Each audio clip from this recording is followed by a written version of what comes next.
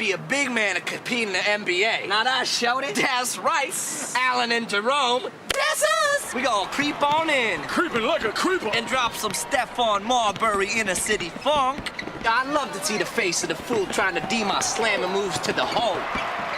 Yo, David, you may be bigger than me, but you need to get yourself some copper tone lotion. Why that, baby? Cause you just got burned. That was a very ugly win last night, but hey, we're 2-0 in the season, so I'll sure as hell take it, considering the home openers tomorrow, along with the Old Dominion 500 Martinsville NASCAR Winston Cup race, which is the cutoff for the 2025 chase for the Cup. So before we get into all that, as well as tonight's Busch Grand National race, let's go over last night's, atrocity of a win. But hey, a win's a win. So therefore, the Pelicans and the SAS were neck and neck from start to finish. It was like I wouldn't say a massive dogfight. That would be a poor choice of words. I mean, both teams did get out to a semi-huge lead at many different parts of the game, but as usual, no lead was safe. That's how it'd be in the NBA sometimes. Even with the semi-huge lead, that's not always safe. You don't always, extend it to a gigantic lead and, blow the other team out, because the other team that's on the receiving end will come storming back. And that was the case going both ways last night.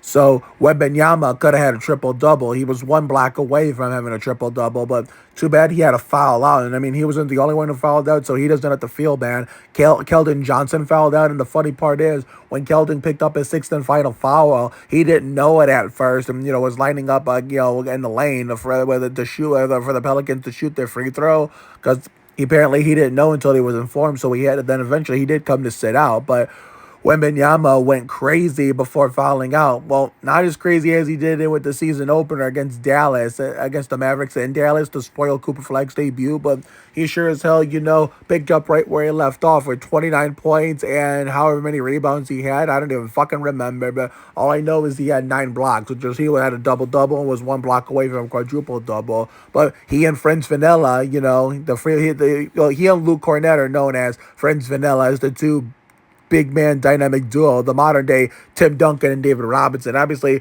Wemby and Cornett are not Duncan and Robinson, but they're the closest that we've come in San Antonio to having a twin tower. They both tore that shit up like Terry Labonte last night, and young Devo, aka Devin Vassell, was red hot from 3-point land, going bang, bang, Tito Puente. So, therefore, Wemby continued to go crazy in the second half. I mean, the Pelicans, would not just go away. They were not, they really put up a fight, and they took the battle to us. But unfortunately for them and fortunately for us, it wasn't enough. So therefore, even with Wemby fouling out, guess what? I mean, the supporting cast and the Spurs gave him the help that he actually needs and actually deserves, just like any other superstar that, can't do it all by himself, because, he has no help. Then guess what? Then we lose the game, whether it be Wemby with the Spurs or any team with a superstar that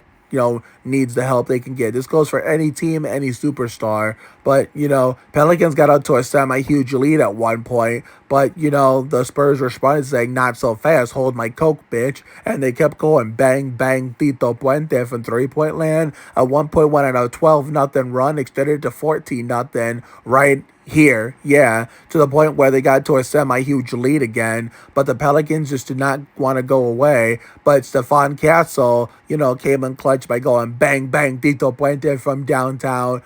But the Pelicans ended up tying the game at the foul line, at which Wembanyama had a chance to game winner regulation, but the Pelicans did a good job doubling him and contesting the shot, preventing that from happening. But in overtime, it was all San Antonio. Therefore, they came in clutch when it mattered most. Well, New Orleans went on a dry spell at the worst possible time, and that was the Spurs win. See you all tonight for the Xfinity race, and tomorrow for the first NASCAR San Antonio doubleheader of 2025-26. Have a good night tonight and a better day tomorrow. Take care, everyone. Good night. See you all for that next video, whenever that may be. And as always, go Spurs, go. See you later, everyone. Go Spurs, go!